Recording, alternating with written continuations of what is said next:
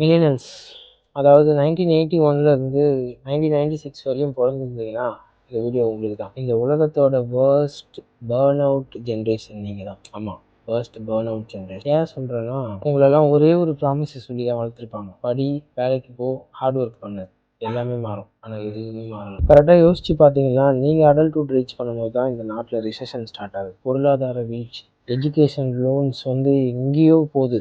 எல்லாமே எஜுகேஷனுக்காக லட்சக்கணக்கில் கோடிக்கணக்கில் செலவு பண்ண வேண்டிய நிலைமை உருவாகுது. அண்ட் ஹவுசிங், வீடு கட்டுறது, வீடு வாங்குறது, இதெல்லாம் ஒரு புவர் மிடில் கிளாஸ் ஃபேமிலிக்கு எட்டாத ஒரு ட்ரீமாக மாறுது. இதுக்கெல்லாம் எந்த ரீசெட்டும் இல்லை, எந்த பாஸும் இல்லை. இந்த ஜென்ரேஷன் பார்த்தீங்கன்னா அவங்களோட late 20s and early 30s ரொம்ப ஸ்ட்ரகிள் பண்ணிட்டு இருப்பாங்க. ஒரு கரியர் செக்யூரிட்டி இல்லாமல் இருக்கும். எப்போ வேணால் வேலையை விட்டு தூக்குவாங்க.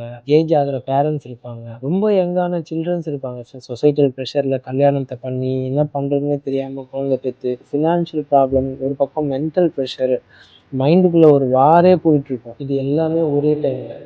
சைக்காலஜியில் இதை கிரானிக் ரோல் ஓவர்லோடுன்னு சொல்லுவாங்க. Too many responsibilities, too little recovery for a long time. இப்படி தான் இந்த பேர்ன் அவுட் பர்மனெண்ட் ஆகுது. ஜென்சி கிட்ஸும் டயர்டாக தான் இருக்காங்க. ஆனால் நம்ம அளவுக்கு இல்லை. நம்மள மாதிரி எந்த பவுண்ட்ரிஸும் இல்லை, எந்த ரெஸ்ட்டும் இல்லை.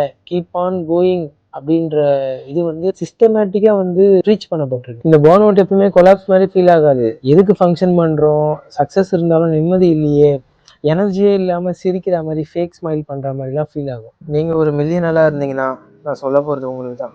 நீங்கள் எக்ஸாஸ்டடாக ஃபீல் பண்ணுறீங்கன்றதால நீங்கள் தோற்று போகிறீங்கன்னு கிடையாது. நம்மளுடைய நர்வஸ் சிஸ்டமே அப்படி தான் பில்ட் ஆகிருக்கு. நம்மளை ஓட ஹசில் பண்ணி ஹார்ட் ஒர்க் பண்ணுன்னு இப்படியே பில்ட் பண்ணியிருக்காங்க.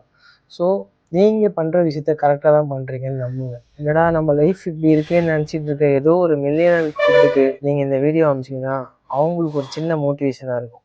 All the best.